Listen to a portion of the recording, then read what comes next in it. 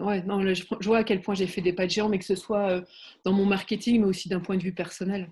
Je suis Nathalie Valentin, coach en amour de soi. J'accompagne les enfants non désirés à s'affirmer et prendre leur place afin de s'épanouir dans leur relation de couple.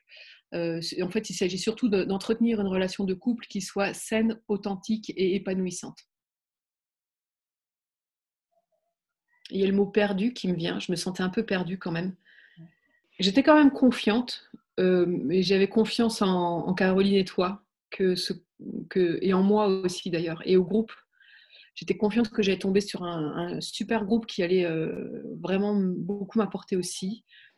Et je crois qu'il y avait de la peur aussi. Le troisième mot qui me vient, c'est la peur. J'avais du mal à trouver mon positionnement. Et maintenant, vu le chemin parcouru, je peux dire que je refusais en fait le, le positionnement qui s'imposait à moi et qui était là depuis plusieurs mois, mais vraiment, je ne voulais pas aller sur le thème de l'enfant non désiré.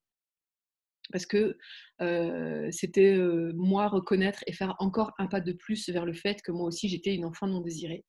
Et ça piquait un peu trop pour moi, on va dire, à l'époque, et je ne voulais pas aller vers ça. Et puis j'utilisais la bonne excuse aussi de me dire que les gens ont du mal à se reconnaître sous ce terme-là, ou n'ont pas envie de se reconnaître sous ce terme-là, et que de toute façon, je ne trouverais pas de clients avec ça. Puis par rapport à mon intuition, forcément, je refusais de suivre mon intuition parce que mon intuition me disait va là-dessus. Et puis mon ego qui disait mais non, je veux pas. Et puis j'écoutais mon ego. Et c'est à partir du moment où j'ai commencé à communiquer vraiment là-dessus qu'en fait ça s'est débloqué. Alors la confiance est restée. Alors peut-être du coup, bon, je vais en ajouter d'autres. Peut-être qu'il y aura plus que trois. Il y a aussi connecté, aligné, sereine, même si j'ai encore parfois la peur qui revient parce que de toute façon c'est une de mes émotions préférées. Mais, mais voilà, maintenant de toute façon je sais comment gérer la peur, donc c'est super, donc ça va beaucoup mieux. Mais ouais, c'est quand même beaucoup plus fluide. Enfin, avant le coaching, au début du coaching, c'était que j'avais du mal à m'amuser dans le travail. Par exemple, dernièrement, parce qu'il y a 5 ans de ça, je me suis formée en magnétisme, c'est quelque chose que je n'utilisais pas. Et là, je m'autorise à l'utiliser. Et là, j'ai lancé une petite offre d'envoyer des bulles d'énergie à des personnes que j'ai appelées surprises de l'univers. Et ça, je pense que je ne me serais pas autorisée à le faire avant, quoi. D'ailleurs, je n'avais jamais parlé du fait que je m'étais formée en énergétique. C'est vraiment de me dire, je me lâche, quoi, et j'y vais. Je me fous la paix, ouais, il y a vraiment de ça, quoi. Et puis je dis ce que j'ai envie de dire, je passe les messages que j'ai envie de passer. Si je suis inspirée à dire ça, je dis ça, quoi. Et puis j'arrête de me dire il faut que tu aies une cohérence dans ton message, nanani, nanana, sinon les gens ne comprennent plus rien, je sais pas quoi. Ça parle vachement aux gens, en fait, et de toute façon, ils viennent vers moi pour ça aussi, quoi. Donc, non, en fait, c'est vraiment gagnant-gagnant, quoi. Oui, ça a changé quelque chose pour moi, parce que mon intuition, je savais l'écouter autrefois. Là, j'ai vécu une longue période où je ne l'écoutais plus du tout. Et là, vraiment, avec l'accompagnement, ça m'a vraiment permis de me reconnecter à ça, quoi, me reconnecter à mon intuition. Non, mais je dirais j'ai complètement gagné en confiance. Et du coup, ça me rappelle quand j'ai réalisé que si j'étais première sur Google avec le terme enfant non désiré, c'est parce que j'étais bien la seule à en parler en francophonie. Et là, de se sentir seule, tu vois, comme je te disais, faire son chemin, le chemin là où il n'y a pas de traces de pas. Là, j'ai vu justement ce chemin apparaître, et là où il n'y avait pas de traces de pas, et là, c'était, qu'est-ce que tu fais, t'y vas? Puis j'étais là, non, allez, j'y vais. Et, et là vraiment, c'est là où j'ai vu que je retrouvais vraiment la confiance en moi, mais aussi de me dire qu'il y a quelque chose de plus grand que moi qui me guide vers ça, quoi. Et qui me dit, si tu as une seule mission de vie, enfin, je pense que c'est celle-ci, tu vois. Et c'est là aussi où j'ai vu que ça faisait quand même des mois que je la refusais, que ça faisait des mois qu'il y avait quand même quelque chose qui me disait, il est là ton chemin, et que je le refusais. Déjà de se reconnecter à son intuition et à ses besoins, mais vraiment profonds, quoi. Et de travailler encore plus sur l'acceptation de moi, ou que ce soit moi, de mes intuitions. Et je crois que c'est vraiment d'avoir accepté de plonger en moi, d'être accompagnée d'une personne en qui j'avais totalement confiance, de savoir qu'il y aurait des moments difficiles, mais que ça se ferait aussi avec douceur. Et, euh, et puis moi aussi, de devenir aussi plus douce avec moi, de m'accepter beaucoup plus, d'être moins dans le jugement de moi-même, etc. C'est ça qui m'a le plus aidée, en fait. Moi, j'ai beaucoup aimé justement de travailler sur tout ça aussi avec vous. Parce que justement, votre façon de travailler, ça va vraiment bien aussi avec le fait de se connecter à soi et à la source. Donc j'ai beaucoup apprécié les visualisations, etc.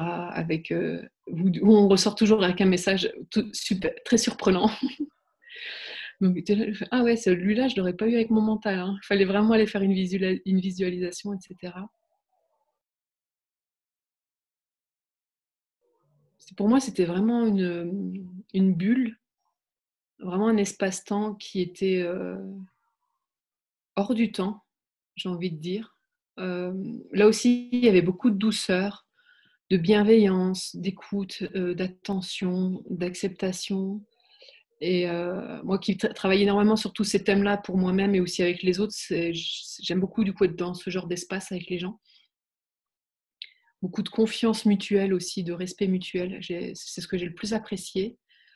Et du coup, pour moi, c'était vraiment les conditions idéales justement pour continuer justement à immerger en moi et, et aller chercher notamment la vision à 5 ans. On a travaillé là-dessus. Moi, ce que j'aimerais vraiment faire, c'est d'écrire un livre sur les enfants non désirés d'ici 5 ans. Et, et de se dire en fait que ce rêve-là, il n'est pas trop grand pour moi en fait. C'est de ça dont j'ai vraiment envie. Je me l'autorise, je l'accepte. Je ne suis pas à me dire non mais t'es mégalo ou je sais pas quoi. Il n'y a rien de tout ça. Et à se dire ouais ok, je vais y aller quoi. C'est vrai que des fois on peut se dire ouais mais le groupe, j'aurai moins de temps de parole pour moi et puis peut-être je vais devoir écouter l'autre qui va me saouler avec ses problèmes ou je sais pas quoi. Mais non, j'ai toujours eu le temps qu'il fallait pour moi. Si des fois il fallait déborder un peu, on débordait en fonction de ce qui se passait dans la séance. Mais pareil, là non plus, il n'y a pas de coïncidence parce que quand il y en avait un qui avait un gros sujet à déballer, généralement les autres, ils avaient moins cette semaine-là. Et puis, de toute façon, c'est tellement nourrissant, l'expérience des autres, que... Enfin, voilà. J'ai jamais... En fait, finalement, les a priori qu'on peut avoir, on fait une séance et c'est bon, ils volent en éclats, quoi. On est ensemble parce qu'on va tous avoir ensemble des sujets connectés sur lesquels on va travailler. Donc, si moi, il y a un sujet que je ne pense pas à sortir, il y en a un dans le groupe qui va me le sortir. Et je sais que dans le groupe, il y a des choses qui ont été dites par d'autres. Ça a tellement résonné en moi et inversement. Et donc, c'est en ça que dans le groupe, on s'est ultra nourris les uns les autres par nos expériences, nos réflexions, la façon dont on vivait les choses, etc. etc. Donc, le fait d'avoir la puissance du groupe, ça m'aide encore plus à aller plus loin profondément en moi, parce que j'ai une confiance absolue au groupe. Et comment dire, la dynamique du groupe, je sais que moi, pour moi, elle est très importante, très enrichissante. Alors oui, je vous recommanderais. Je vous recommande déjà.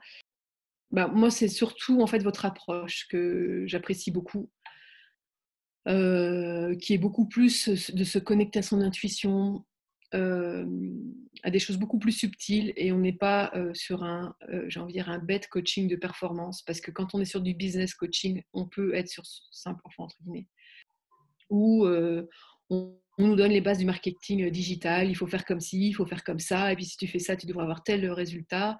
Et, et donc, moi, c'était pas du tout ce que je voulais.